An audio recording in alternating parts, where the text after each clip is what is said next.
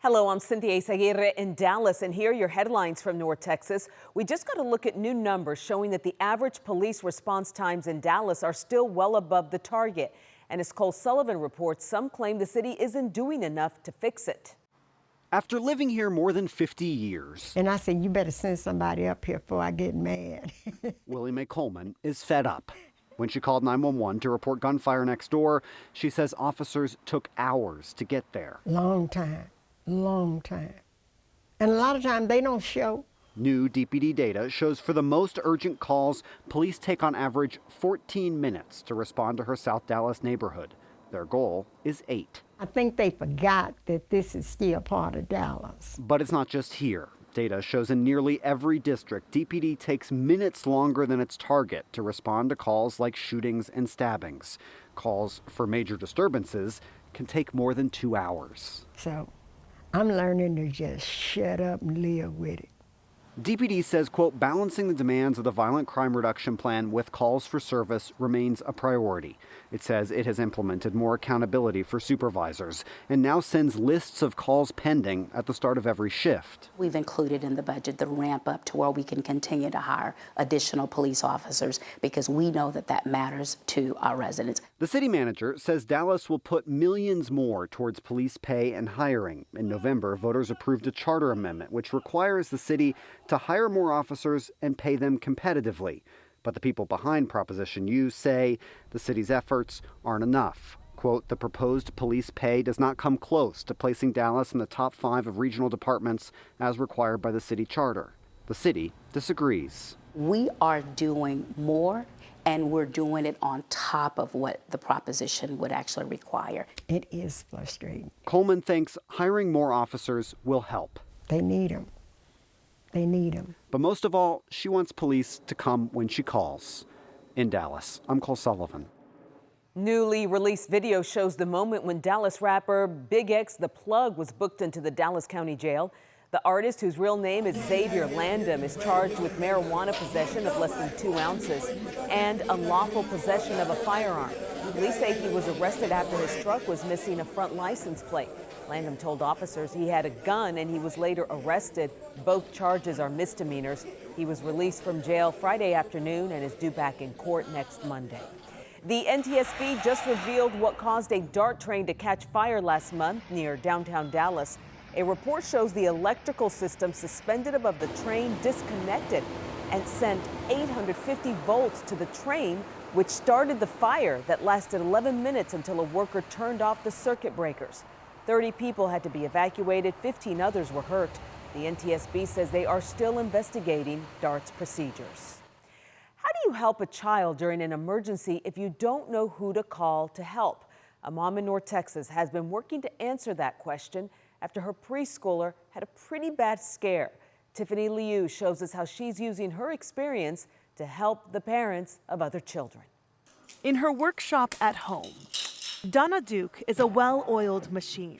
She's making palm-sized NFC keychains. Tap for emergency contact. It's mom-approved for safety and her daughter-approved for colors. Especially this purple and pink one for the littles. When school started last week, it just happened. Her 4-year-old took the bus to school for the first time. On the way home, the driver didn't know what stop she was to get off at. Donna says there was an error, and while the driver kept her child safe, she asked my daughter, hey, what's your phone number? What's your stop? And she's 4. So she normally would know my number, but she was pretty, dysregulated. And so she was just crying. She wanted a faster way for school faculty and staff to reach parents in emergencies. So a weekend of research brings her here. Donna already has 3D printers at home. Anyone can make them. All she had to do was learn. Googled it, learned how to 3D print it, and then I put it on my kid's backpack and texted the teacher to try it. And she wrote me back that it worked. It takes a simple tap from a smartphone to an NFC chip inside the keychain. Get directly in contact with the parent. In less than 1 week. Thursday, she had one, and then on Friday, my friends were like, I want one for my kid. And then they were like, you should make an Etsy shop. So I did. And then we've had quite a few sales since then. Donna never expected so much interest, but with House Bill 1481 banning cell phones in public classrooms, she says a lot of parents want one for peace of mind. Just trying to help out my daughter. She is proof that moms move fast when it comes to the safety of their children. In Dallas, I'm Tiffany Liu. A new study found half of the top 10 best real estate markets in the United States are right here in North Texas. Wallet Hub compared several markets on factors like home value, cost of city, and the local job market. McKinney, y'all took the top spot in the nation. Richardson 5th, Frisco 6th, Denton and Allen round out the top 10. A different study also named McKinney one of the best cities for renters in the U.S. Well, Texas is a beef state, not just for barbecue, but burgers too.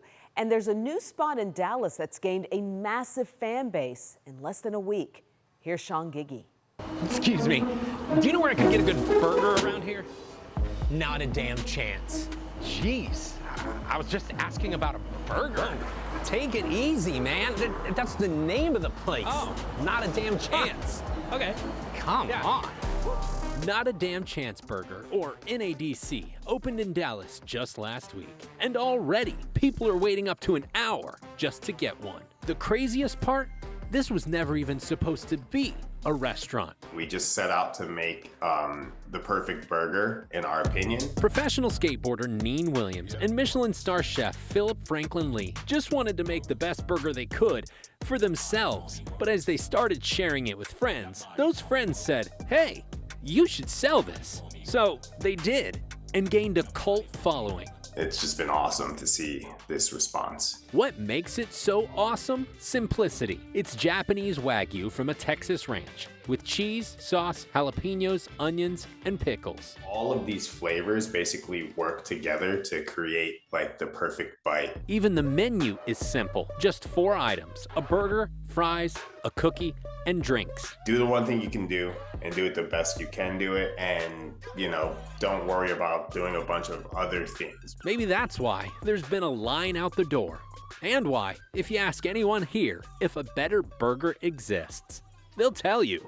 Not a damn chance. Whew, that looks good. Those are your headlines from North Texas.